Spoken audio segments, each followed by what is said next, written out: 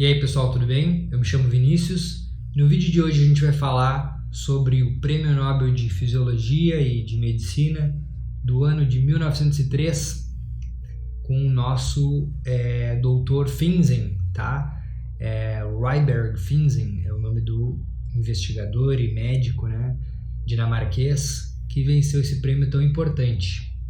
Antes da gente entrar realmente no que interessa, é válido falar que quem tirar um print aí da tela, mandar no direct lá no Instagram, Dissecando a Medicina, @DissecandAMedicina_, vai receber um material exclusivo dessa aula, compacto, para vocês poderem fixar bem essa valiosa obra, né, desse grande ser humano que deixou um legado para a humanidade. Então, como foi já mencionado, o Finsen foi um médico dinamarquês que estudou na Universidade de Copenhague, né? Ele entrou no ano de 1882 e se graduou somente no ano de 1890, então ele passou 8 anos estudando. Eu achei interessante esse dado porque mostrou que ele não teve pressa, né? Ele foi um cara que me dá a entender, pelo que eu estudei da biografia dele, que foi um cara que teve muita paciência e persistência. Então é interessante esse dado que ele passou 8 anos na universidade. Após isso ele ainda conseguiu um trabalho lá na Universidade de Copenhague, na cátedra de anatomia. Ele ficou 3 anos lá estudando, e a maneira que ele ganhava a vida, que ele ganhava dinheiro, era sendo um tutor para os estudantes que estavam ingressando nos primeiros anos da faculdade. Então era a maneira dele sobreviver, porque ele ainda não atuava de maneira clínica, né, nem cirúrgica, e ele sempre teve um grande interesse nas investigações médicas. Ele tinha um caráter muito mais científico e de cientista e pesquisador do que um médico clínico propriamente dito. E esse interesse pela investigação dele foi por um motivo de saúde pessoal que ele tinha. Ele teve uma doença incapacitante chamada doença de Pick, que provoca o espessamento de diversas membranas do baço, membranas do fígado, membranas que revestem, né, essas vísceras, revestem o coração. E essa enfermidade ela provoca uma disfunção desses órgãos, como o coração, um órgão vital, né, para a gente poder sobreviver.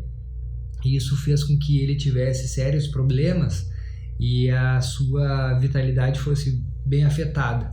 Então ele foi um cara muito paciente, mesmo com a doença. Ele continuou estudando, continuou procurando tratamento. Então ele queria saber como que ele podia tratar a enfermidade dele, né, e ajudar também as outras pessoas que sofriam desse mal. E aí ele começou a observar que vários animais, quando ficavam doentes, né, quando não estavam doentes, mas durante o dia, quando os animais eram livres, eles gostavam de ir ao sol, de se expor, de ficar apanhando um determinado tempo de sol. E ele começou a pensar, né, que isso poderia vir a ajudá-lo, né? Então ele ficava horas e horas exposto ao sol. Infelizmente, para essa doença que ele tinha, né, essa doença de Pick, não funcionou muito, mas ele ficou muito curioso sobre isso. E, bom, a gente sabe que diversas sociedades passadas sempre cultuaram, melhor dizendo, o sol, algumas como uma entidade, uma entidade como se fosse personificada, né? Algumas outras como algo mais natural, mas o sol sempre foi um elemento astronômico importante nas culturas e nas civilizações. E existiam já terapias através do sol, através da luz solar, mas eram chamadas de helioterapia, e eram terapias mais naturais, a exposição ao sol.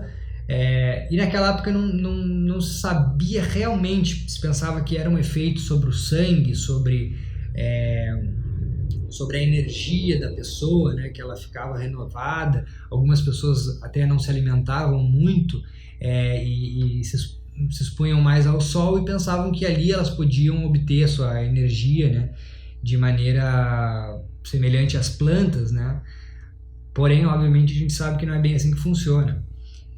Com o tempo, a gente descobriu que o sol tem um efeito positivo nessa questão da vitalidade, porque ele faz uma ativação, né, do 25-colecalciferol, né, ou a hidroxivitamina D3, né, vitamina D3, tem várias nomenclaturas, né, ele faz uma ativação, claro que primeiro está ali na pele, próximo, acoplado ao colesterol, e aí ela passa a corrente sanguínea, passa pelo fígado, passa pelo rim, para depois ser ativada como vitamina D3 ativa.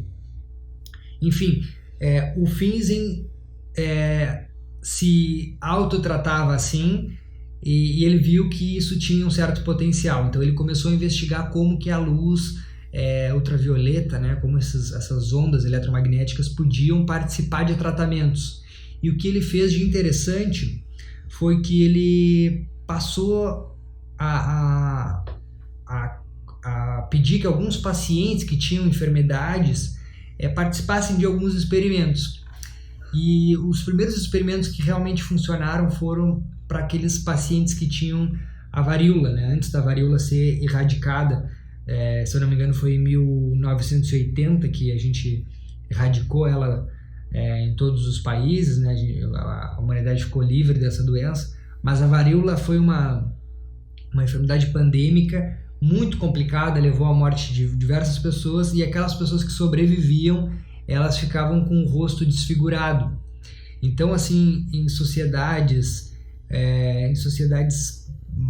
mais complicadas, principalmente para as mulheres, era muito difícil, porque um dos atributos que era muito valorizado da mulher antigamente era a beleza. Então, se ela tinha o seu rosto desfigurado, isso fazia com que ela não fosse aceita socialmente, ela não pudesse participar de nada, não pudesse ter um casamento, não pudesse ter filhos, e ela ficava excluída socialmente. Então isso era muito complicado, muito sério, e não tinham tratamentos para essa doença. Tinha já algo preventivo, que foi a vacina, né, desenvolvida pelo Edward Jenner, bem antigamente, lá na Inglaterra. A gente vai falar em outro momento sobre isso. Mas ele viu que quem já tinha varíola podia ser tratada, e ele começou a desenvolver tratamentos através da luz. Ele desenvolveu uma lâmpada, chamada hoje lâmpada de Finzen, que é um arco elétrico que emite radiação, e ele pode tratar essas lesões cutâneas. Aí o que ficou mais interessante, né? Ele viu que deu certo nesses pacientes, a bacteriologia, como a gente já falou, havia ocorrido um grande florescimento no século XIX, e ele passou a cultivar colônias de bactérias e jogar feixes de luz ali, e ele começou a notar que havia sim uma morte dessas bactérias. Então ele escolheu doenças principalmente cutâneas onde ele pudesse irradiar essa luz, e a doença que ele escolheu foi o lupus vulgaris. Inclusive, quando eu estava pesquisando, foi dito que ele utilizou nele mesmo, eu não sei se a luz que ele utilizou foi para a doença dele, que ele acabou até tendo ascite, né, que é aquele inchaço abdominal. Então ele tinha que várias vezes fazer drenagens, né, por acúmulo de líquidos na cavidade abdominal.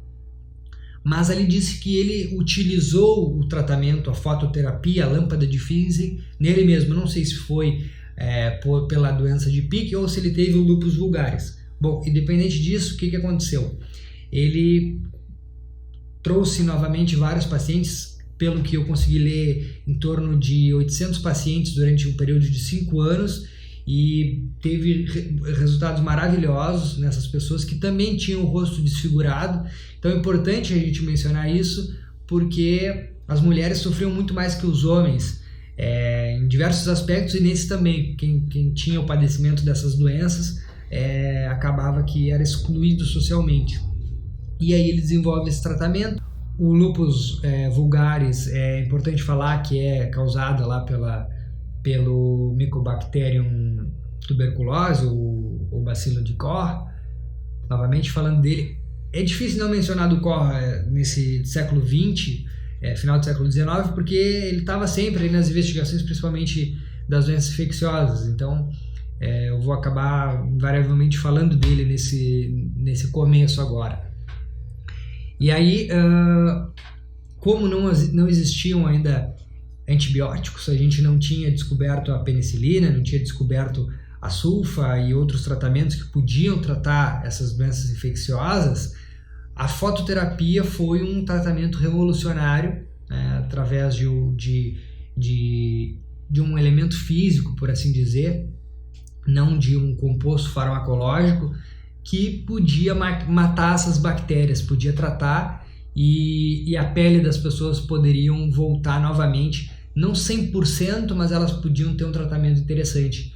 E aí a fototerapia mais tarde foi crescendo, ganhando bastante abertura em outras enfermidades, por exemplo, o vitiligo. Eu mesmo possuo vitiligo, embora sejam manchas não tão grandes, mas eu tenho manchas, talvez a câmera não pegue bem aqui. Também a fototerapia é utilizada no vitiligo, muito bem utilizada para asepsia dos instrumentos cirúrgicos antes de uma cirurgia. A gente esteriliza esses instrumentos para poder, durante o momento da cirurgia, não ter bactérias ali, não infectar o paciente. E aí foi interessante essa pesquisa que o Finzen fez, por uma curiosidade pessoal dele de como ele podia tratar a sua enfermidade, acabou ajudando muitas pessoas, só que ele, durante esse período de investigação, a enfermidade dele foi agravando, a saúde dele foi ficando mais crítica, ficou mais complicada, ele teve que usar a cadeira de rodas. Quando ele ganhou o prêmio Nobel, ele não pôde receber, ele não pôde ir até a Suíça, teve que ficar na sua casa, foi apenas informado e talvez alguém foi receber o prêmio para ele, não soube sobre isso.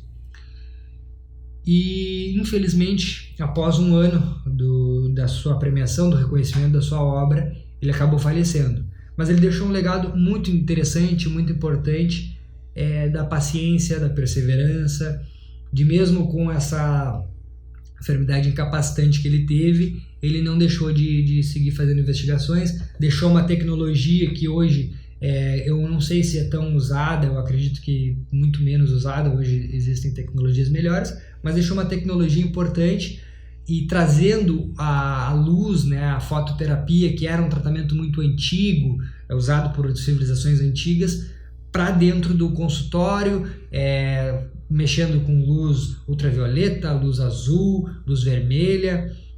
Então, assim, ele teve uma aportação muito importante para tratamentos de doenças que causaram grandes danos para várias pessoas durante a história, né? Então, ficamos por aqui. O vídeo de hoje foi esse. Para quem quiser esse material aí compacto, manda aí o direct lá no Instagram. Eu vou já reencaminhar para vocês esse material. Então era isso aí. Um abraço a todos. Espero que tenham gostado. Nos vemos em breve. E até logo.